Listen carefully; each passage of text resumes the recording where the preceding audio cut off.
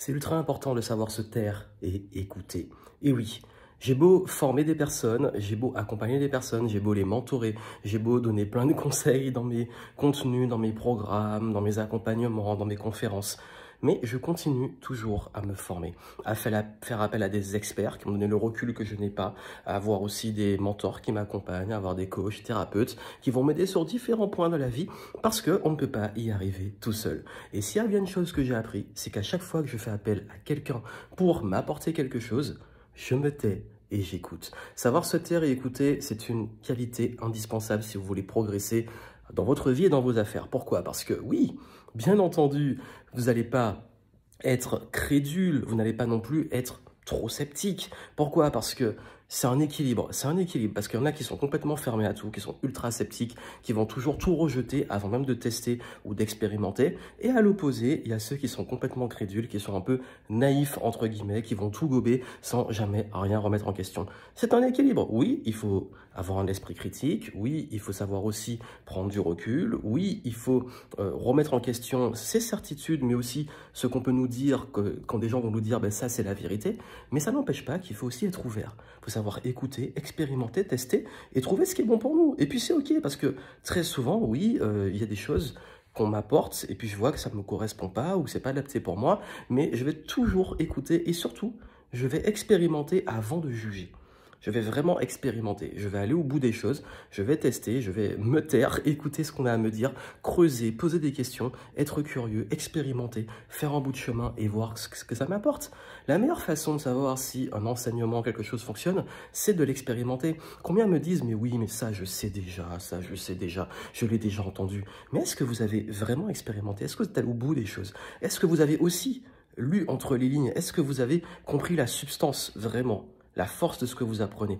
Parce que je peux vous dire que j'ai beau tourner en rond dans le développement personnel, dans le business, apprendre plein de choses, et j'adore apprendre, je suis extrêmement curieux, c'est pour ça que je vous partage très souvent des livres.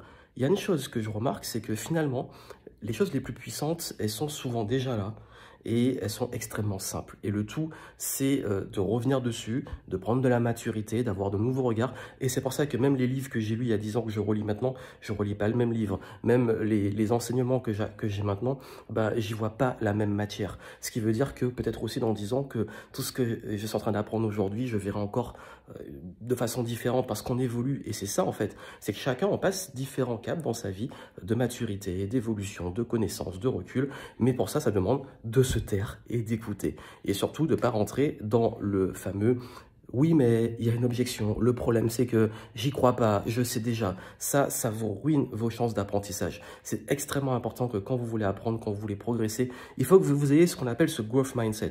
Le mindset de croissance, ça veut dire que toujours vous remettre en question, continuer d'apprendre, se taire, écouter. Et seulement après, vous prenez la parole, vous faites. Mais quand vous êtes là pour apprendre, vous êtes là pour apprendre. C'est ça être un bon élève. C'est pas juste bien apprendre ses leçons, être sage, poser les questions, lever la main, aller au tableau. Non, ça c'est ce qu'on apprend à l'école. Ça sert partie de la vie, mais être un bon élève dans la vie, c'est savoir se remettre en question, savoir se taire, savoir écouter, écouter les bonnes personnes, garder un esprit critique, oser aussi, parfois arrêter d'être trop aussi dans le jugement, dans le blocage, le scepticisme, aller expérimenter les choses. Et puis aussi, bah, ne soyez pas non plus complètement naïf. Oui, il faut une prise de recul, il faut de la conscience et tout ça avance. Mais quoi qu'il arrive, vous avez un indicateur qui ne vous trompe jamais, qui est l'intuition. Suivez votre cœur.